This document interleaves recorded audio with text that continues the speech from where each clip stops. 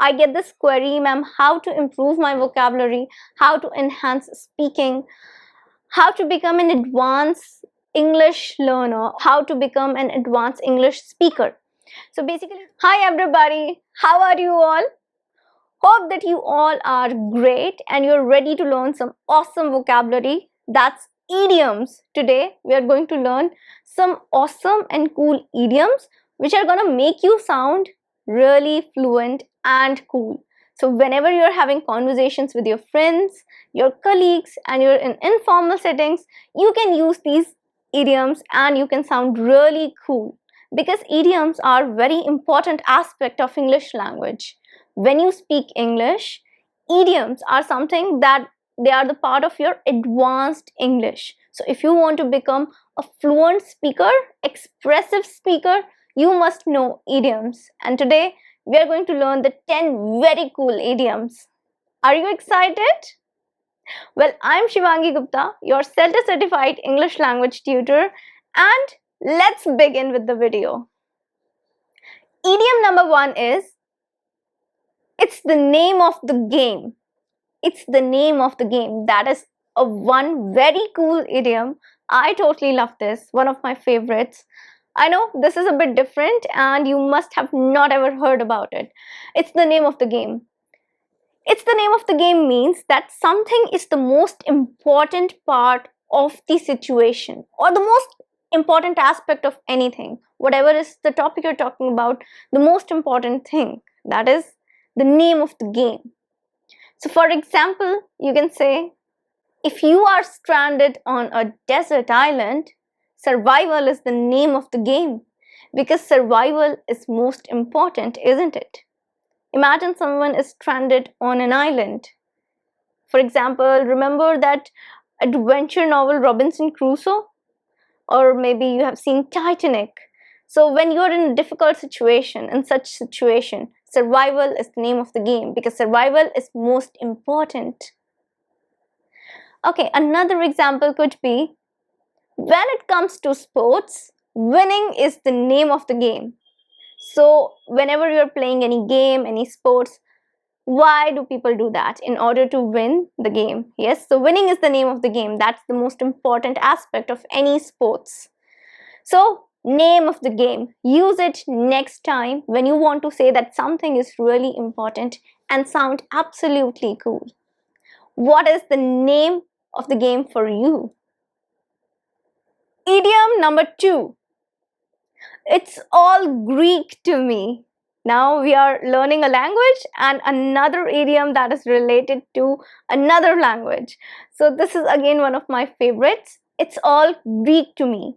Now Greek is a really difficult language. If you look at the scripts of Greek language, it is one of the most difficult languages. Why? Because it is the symbols that this language has, they are very different. There are so many symbols that you need to study, and it is one of the most ancient languages of the world too. So understanding Greek is really difficult task, and the meaning of this particular idiom, it's all Greek to me, is that you do not understand what is being said or what is written. So when you're not able to understand the written or the spoken language, you can use this idiom. This is perfect. It's all Greek to me. I don't understand what is written in this manual. It's all Greek to me. I think this is written in Chinese. Seriously, it's all Greek to me too. Idiom number 3. I'm snowed under. I am snowed under. So this idiom is again beautiful and cool. This is something that you can also use in business English. So I'm snowed under means that you are under the load of excessive work, like you have too much workload and you're not able to handle it. So imagine if a person is literally snowed under. Obviously it's going to be really difficult. So maybe from there this idiom has been taken. The weight of the work is too much and you're having problems dealing with that. So that is snowed under. When you have excessive workload, you have so much work that is pending. I do not have time at the moment. I'm snowed under with the work.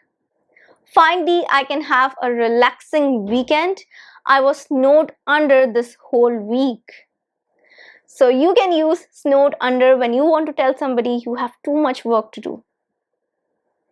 Idiom number 4. That is like two peas in a pod. So pod is the outer covering of the pea, the peas. Now two peas in a pod. This particular idiom has two meanings. Let's cover the meaning number 1. Like two peas in a pod. It means something is very similar to the other thing. When two things are really similar, especially in appearance, you say two peas in a pod, because two peas in a pod, they look so similar. Can you tell which one is, like, what's the difference between the two? No, you cannot. So when someone looks really similar to somebody else, or something looks similar to somebody else, you say like two peas in a pod. For example, Jennifer and her best friend could be sisters. They're like two peas in a pod. I thought they were twins. They're like two peas in a pod. Now, what is the meaning number 2? So the meaning number 2 is that two people, they are together. They're always together. Like they're inseparable. You cannot separate them. So that is like two peas in a pod. For example, Manisha and her best friends are like two peas in a pod. They always sit together in the classroom. The two brothers are like two peas in a pod. They always support each other. Idiom number 5. Your guess is as good as mine. So this is again another cool idiom that I totally love. Your guess is as good as mine. It's a cool way to say that I don't know, or I have no idea. When you really don't know something and somebody's asking you or asking for a suggestion and you don't know anything about it, you say your guess is as good as mine. So the thing is that even you're not aware of that particular thing. For example, if someone is coming to you and asking for directions to a particular place and you do not know about it, then the situation is like your guess is as good as mine, because you can only guess about it. You really don't know about it. Now, let's look at some of the example sentences. For example, excuse me, can you tell me the way to the metro? I'm sorry, your guess is as good as mine. Can you tell me where is Raj right now?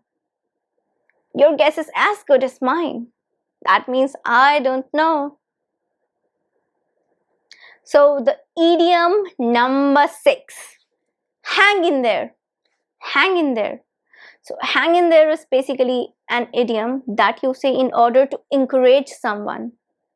So when you want to encourage someone that please don't give up in difficult times or difficult situation, when you want to motivate someone, you just say hang in there. That keep going, keep doing your work, or just have patience and you will get out of the situation, or the situation will pass. You say hang in there. For example, as an example, there's this friend of yours and this person has exams pending. Now this person is taking too much tension about the exams. What you can do is you can say hang in there, the exams are about to get over. So the exams are about to get over because they are definitely going to get over. They cannot go on for the rest of the life. So you're just saying hang in there. That is, have patience, do not give up. So hang in there basically means to have patience and not to give up in any difficult situation. To be persistent till the situation passes. Now, example sentence. I told my team to hang in because the project is going to be completed soon. Idiom number 7. Beat around the bush. Now, to beat around the bush. This is an idiom when some person is not telling you things directly. The person is not coming to the point and talking about different things, insignificant things, just rambling about nonsensical things, which have no importance at all. So you're talking about something and this person keeps on deviating from the topic. The person is not coming to the direct point. They're avoiding the topic. They're avoiding saying exactly what is required to say. They'll say everything and anything in this word, but they will not come to the point, the exact point that you're talking about. So that is to beat around the bush. So I know you must have had that one friend, colleague maybe. You must have faced this situation when the person is actually not talking to you about that particular thing you want to talk about. They'll do anything to just avoid the topic. We all have faced this situation, and that is really irritating. I understand. That is exactly beat around the bush. For example, I kept on asking her about the homework, but she kept beating around the bush. When I asked her why did she get so late, she started beating around the bush. Idiom number 8, break the ice. Now, break the ice, I again love this particular idiom, because as my job as a teacher, I have to do this a lot. Break the ice. So, break the ice is to make somebody comfortable. Especially when you're meeting somebody for the first time and you make them comfortable in a particular group, in a situation, that is break the ice. Now imagine that this is your first day at your office, at your work. You've joined a new office, you've joined a new company, and this is the first day. Now you're nervous. I know that you have experience. Still, going to a new place can be really difficult. And how to start that conversation, how to talk to somebody, it can be difficult.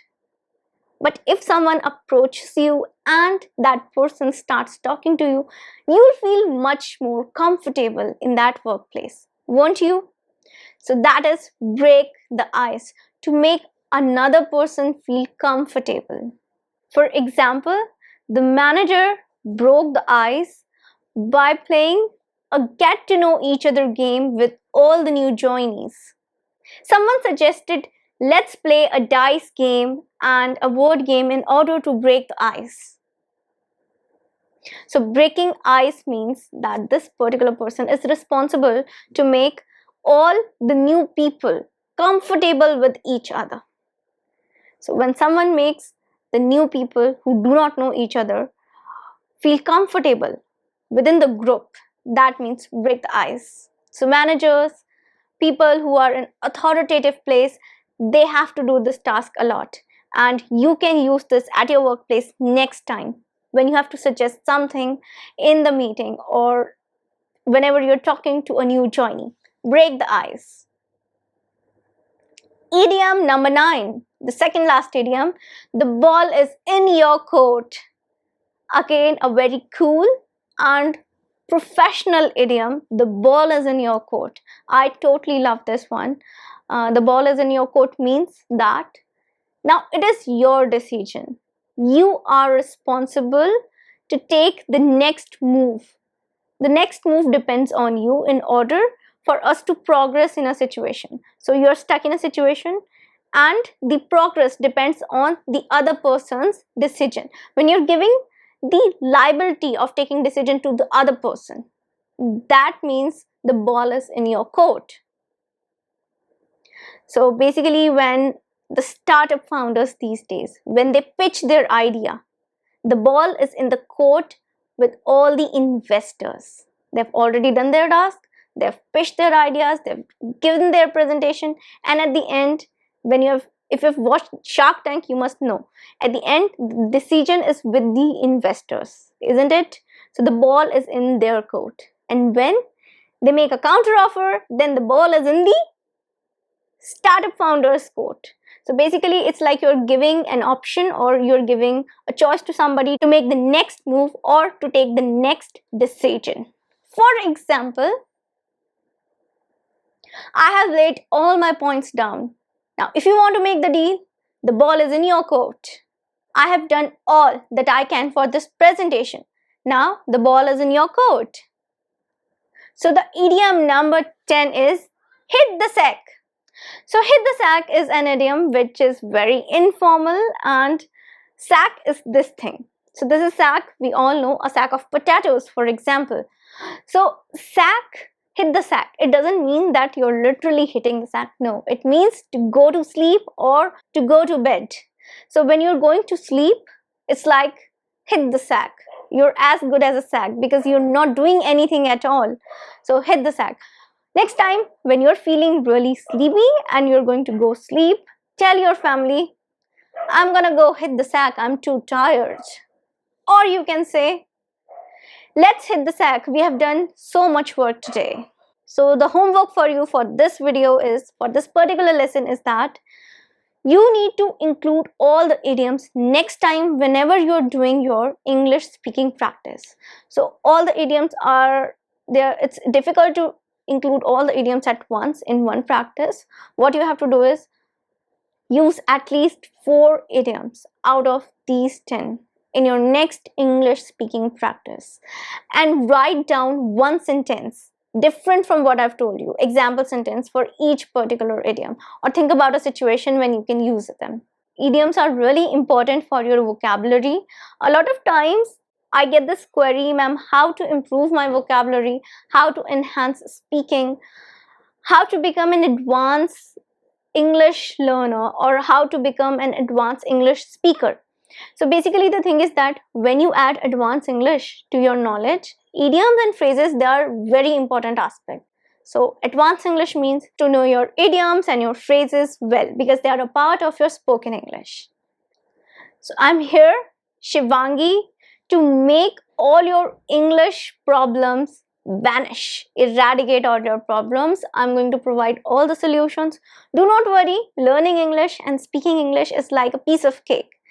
And to make it a piece of cake, I'm here. So if you have any problem, any query, do not worry about it. Just write it down. Let me know and I'll make a video for you. So I'm here to solve all your problems, all your queries. Do not worry about it. Keep watching and also keep speaking English. Now I'm gonna meet you next time. Do like the video, share the video and subscribe to my channel for more awesome English lessons. Till then, take care and bye.